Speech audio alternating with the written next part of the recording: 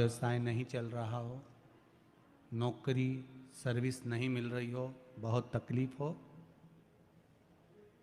7 बेलपत्री केसर को घिसकर चंदन बनाकर बेलपत्री पर बीच वाली पत्ती पर ओम लिखना है।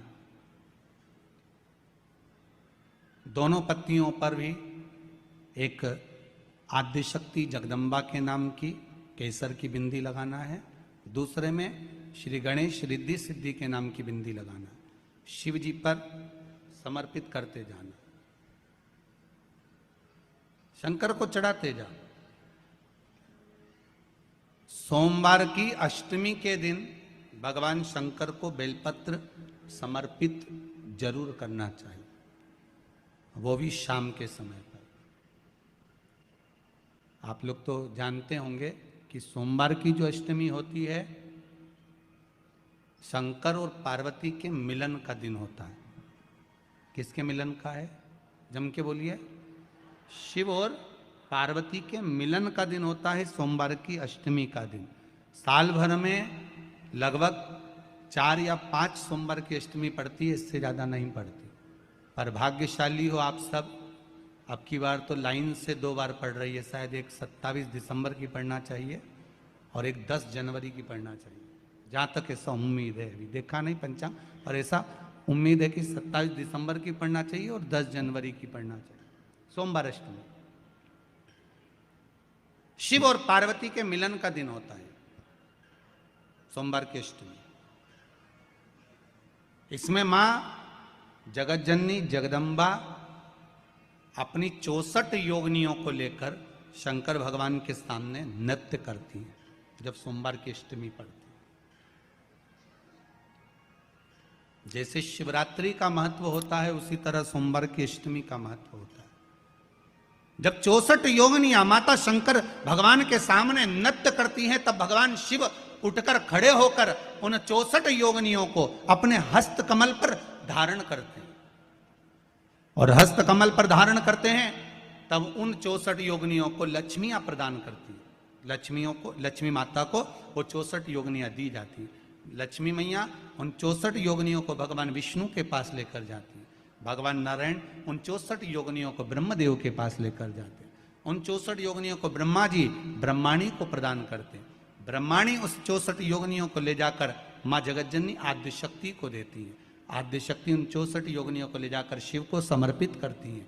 शंकर भगवान की कथा कहती है सोमवार की अष्टमी पढ़ने वाले दिन अगर बेलपत्र पर केसर का भाग लगाकर ओम लिखकर केसर का ही तिलक लगाकर माँ आद्य शक्ति गणेश जी रिद्धि सिद्धि के नाम से 7 बेलपत्र शिव को समर्पित कर कर लाल वस्त्र में उसको बांधकर, जिसका व्यापार व्यवसाय या नौकरी सर्विस नहीं हो, बहुत कष्ट चल रहा हो, बहुत जिंदगी में दुख चल रहा हो, उसको 2-1 महीना रख कर देखो, बाबा लाइन लगा देगा आपकी संपदा की ओर, आपका हाथ पकड़ देगा। सोमवार की अष्टमी शिव को रिझाने की होती है, भगवान शंकर को मनाने के लिए, शिव को प्राप्त करने का एक साधन है। अगर किसी व्यक्ति का कोई काम नहीं बन रहा, बहुत परेशानी आ रही है, कोई सीए का एग्जाम दे रहा है, कोई बड़ा एग्जाम दे रहा है, नौकरी में बैठ रहा है, सर्विस करने जा रहा है, पर बन ही नहीं रहा, बार बार हार रहा, बार बार फेल हो रहा है, कुछ मत करो। एक जौ के आटे की रोटी बनाओ और उस पर काली तिल्ली रखो। क्या रखा है? जौ के आटे की रोटी, उस पर काली तिल्ली, थोड़ा सा गुड़।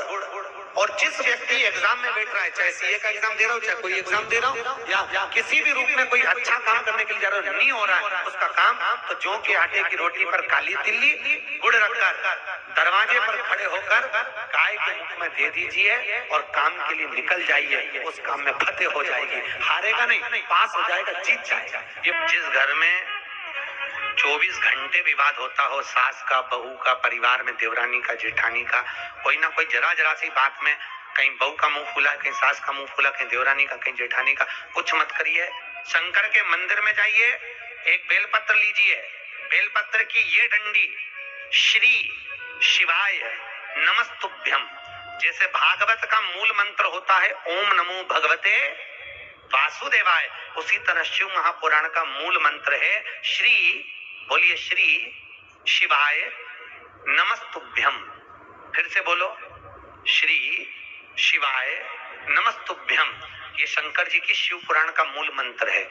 1000 महामृत्युंजय का जाप कर लीजिए और एक बार मुख से श्री शिवाय नमस्तुभ्यम बोल लीजिए। बस ये बोलकर इस डंडी को अपना नाम और गोत्र बोलकर जहां से पानी गिरता है उस पात्र में इस डंडी को अंदर लगा दीजिए और 1 लोटा पानी दूध में मिलाकर चढ़ा दीजिए।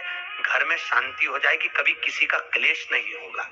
आपका बच्चा एग्जाम देने जा रहा है, पढ़ाई करने जा रहा है और पास नहीं हो रहा है, या उसको आपको लग रहा है इसने पढ़ाई नहीं करी, पास नहीं होगा, तो शहद बेलपत्री की बीच वाली पत्ती पर शहद लगा लीजिए और शंकर भगवान के शिवलिंग पर जाकर उसको बच्चे के हाथ से चिपकवा दीजिए। बच्चे ने भले पढ़ाई नहीं करी हो पूरी साल, पर बच्चा उस सब्जेक्ट में जिस दिन वो बेलपत्री चिपका कर आएगा उस दिन उस सब्जेक्ट में बच्चा पास होकर ही रहेगा, उसका एग्जाम उसको अच्छा प्राप्त। वैवाहिक जीवन में कहीं तकलीफ आ रही है और हो सकता है आपके विवाह के समय पर कुछ ऐसा योग बना हो कि वैवाहिक जीवन में तकरार इतनी हो रही है, क्लेश इतना हो रहा है कि दोनों एक दूसरे का मुंह देखना पसंद नहीं कर रहे।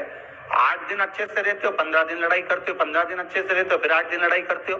तो उस वैवाहिक जीवन को सुखमय बनाने के लिए लिंग पुराण कहती है, महाराज किसी भी लाल फूल का रस, काय का रस, किसी भी आप लाल फूल में जान दो तो अपन समझ लो गुलाब की पत्ती का ही रस ले लीजिए। सहज भाषा में अगर कहें तो कहें गुलाब की पत्ती का रस, तो हम कह देंगे कि वो गुलाब जल ही समझ लो, ठीक है, सहज भाषा में। तो कहा किसी भी एक पुष्प की पत्ती का रस, जिसका कलर कौन सा होना चाहिए, लाल, लाल पुष्प की पत्ती का रस लेकर भगवान शंकर पर महाराज शाम के समय प्रदोष काल में शंकर भगवान पर चढ़ाकर मां जगत जननी के चरणों में उस रस को समर्पित कर दिया जाए और उसी रस को लाकर पति और पत्नी अपने नयनों से एक ही आसन पर बैठकर नेत्रों से लगा लें। उस पति पत्नी में कभी झगड़ा नहीं हो सकता, क्लेश नहीं हो सकता और दोनों आनंद में जीवन निकाल सकते। तलाक भी हो रहा है तो उनको भी करा सकते हो, वो तलाक छूट जाएगा।